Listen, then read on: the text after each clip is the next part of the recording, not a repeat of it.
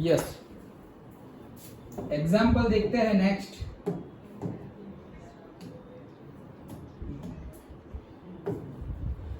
हाँ, एग्जाम्पल 5.2 क्या बोल रहे हैं? It is well known that a raindrop falls under the influence of the downward gravitational force। अरे raindrop क्या, सब कोई ग्रेविटेशनल फोर्स के रिस्पेक्ट में ही नीचे गिरेगा।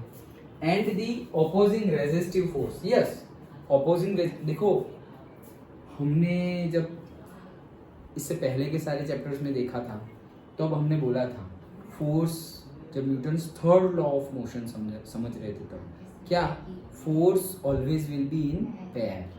ओके, हाँ हम एक की बात करते हैं लेकिन दूसरा होता है, बात नहीं करते, वो अलग बात है। ओके, सो यहाँ से सपोज ये रेन ड्रॉप नीचे गिर रहा है, तो गिर रहा है तो भाई उंगली करने वाला हमेशा रहेगा। ओके, मतलब कि ये नीचे गिर रहा है लेकिन इसको अपोज करने वाला कोई फोर्स होगा और होगा ही। ओके, तभी बैलेंस बना रहे।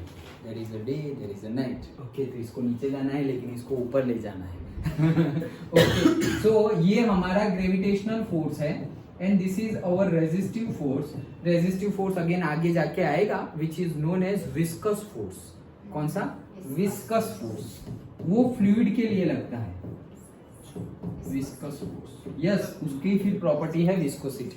ओके, सो फ्लूइड पर वो नहीं लगता, नॉर्मल फोर्स नहीं लगता है ना, लेकिन सरफेस हो तो लगेगा ना नॉर्मल को। यहाँ तो कोई सरफेस ही नहीं, कोई बुक कहीं टेबल पर हो, जमीन पर हो तो नॉर्मल फोर्स लगेगा। नहीं तो हवा में है, ये तो हवा में है, नहीं तो लगेगा, नॉर्मल फोर्स लगेगा। ओके, सो रेन ड्रॉप ऐसे नीचे गिर रहा है तो उसकी मोशन को अपोज कर रहा है कौन? विस्कस फोर्स, और अभी के लिए सिर्फ इतना समझो, रेजिस्टिव फोर्स। ओके, जैसे हम आगे चल रहे हैं और हमारी मोशन को अपोज कर रहा है कौन? Friction force. ओके, वैसे ही ठीक है। तो उसका क्या आगे? The latter is known to be proportional to the speed of the drop, to the speed of the drop, but it is otherwise undetermined. क्या क्या?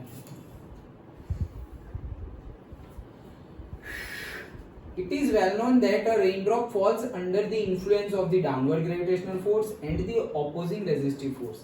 The latter is known to be the proportional to the speed of the drop, but is otherwise undetermined. Okay, तो अभी तो undetermined ही है, ठीक है, उसका काम भी नहीं है अभी। Consider a drop of mass, तो हमें given ये है।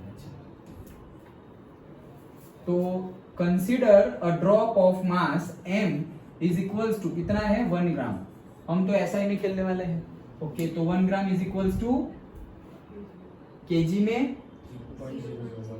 0.001, करेक्ट। ओके, और से 10⁻³ kg, और 0.001 सही है। ओके, डन, ठीक है। चलो आगे।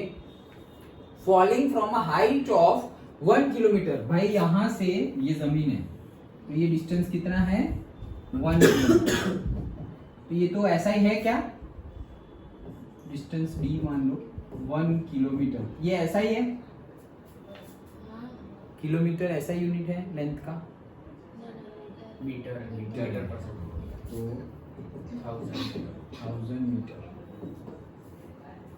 Okay, it hits the ground with a speed of 50 metre per second. भाई यहाँ पर हिट करेगा वो 50 मीटर पर, यही लिख दो, v is equals to 50 metre per second. देखो ध्यान से, ये क्या है? मीटर पर सेकेंड, ऐसा ही है क्या? हाँ ऐसा ही। देखो मैंने ऑलरेडी v ले लिया।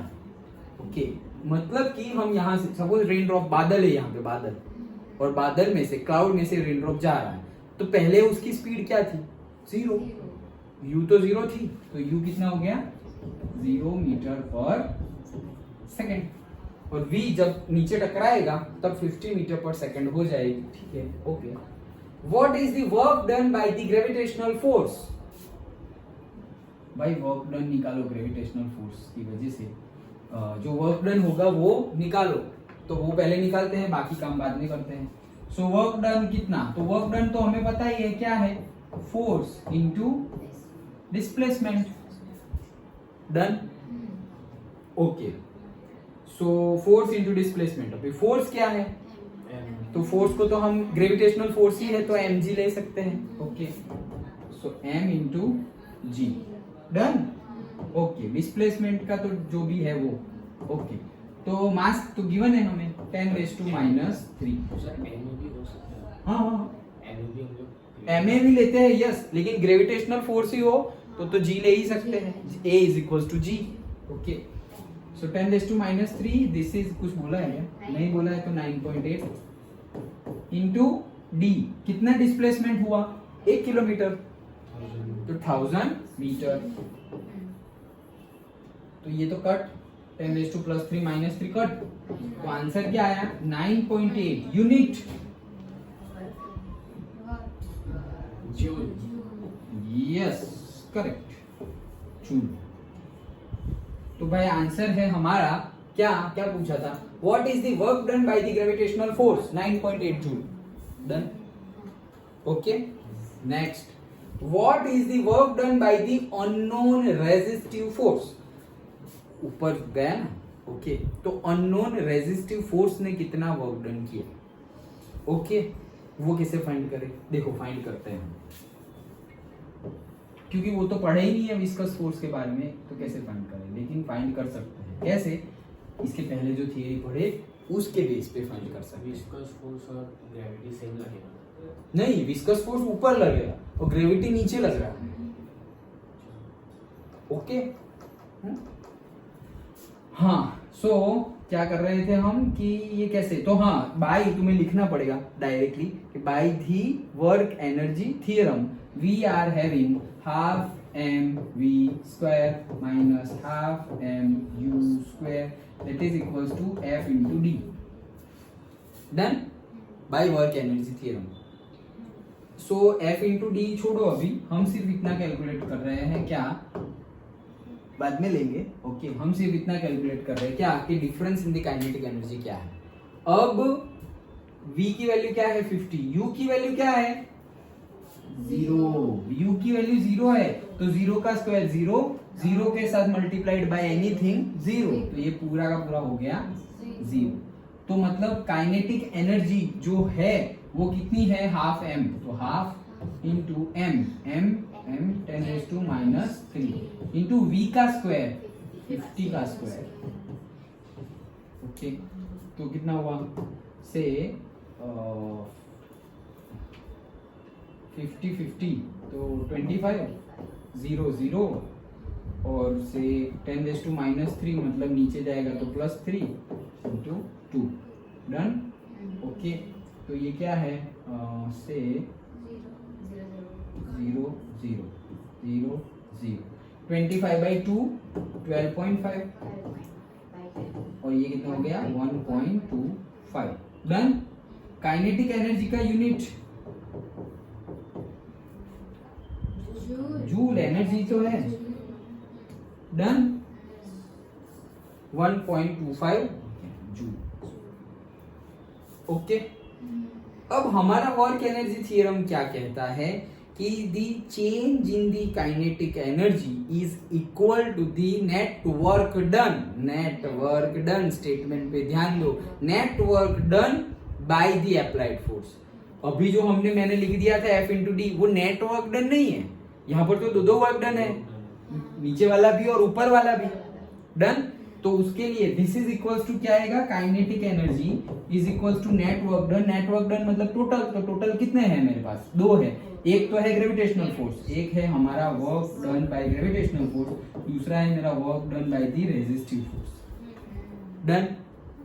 ओके, अब मुझे ये फाइंड करना है, वही पूछा है ना, what is the work done by the unknown resistive force, मतलब मुझे WR फाइंड करना है. तो मैं क्या करूंगा? WR that is equals to, ये इधर जाएगा, so kinetic energy minus WG. Kinetic energy कितनी है? 1.25 माइनस WG तो फाइंड किया था 9.8. ओके, तो 9 में से 1 जाएगा तो कितना होगा? 8.8. 8.8 में से 20 जाएंगे तो कितने होंगे? 8.6 और 8.55. ओके, करेक्ट है? करेक्ट ही होगा. 8.55 लेकिन माइनस. डन. और ये माइनस साइन क्या शो कर रहा है कि उसकी direction opposite to the gravitational force है। ग्रेविटेशनल फोर्स और इसका सम किया, लेकिन इसका आंसर माइनस आया, मतलब क्या, ग्रेविटेशनल फोर्स और रेजिस्टिव फोर्स की डायरेक्शन क्या है, ऑपोजिट। तो ऑपोजिट ही होगी ना, एक नीचे जा रहा है एक ऊपर। डन। सो आंसर देख ले 1.25 एंड 75 आ रहा है, तो मैंने माइनस करने में गलती कर दी। नहीं, वो लोग ने 10 लिया है, हमने 9 लिया। हाँ तो सही है। हाँ तो उन लोग ने 10 लिया, यस, तो हमारा आंसर एग्जैक्ट सही। ओके 8.65। हाँ हाँ वही, इसीलिए मैं बोल रहा हूँ कि देख 65,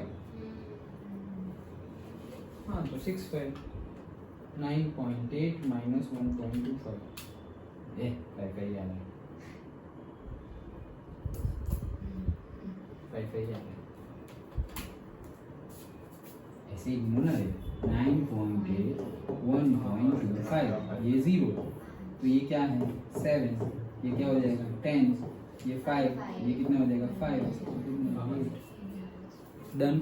okay so minus of 855 joule, okay वही फाइंड करना था। एंड द नेगेटिव लिखना पड़ेगा यहाँ पर, the negative sign shows that the direction of the resistive force is opposite to the direction of the gravitational force. Done? Okay, so this was the numerical number 2. Done? जो theory पढ़ी उसी के base पे हमने numerical done. Okay, book में भी ऐसे ही किया है क्या?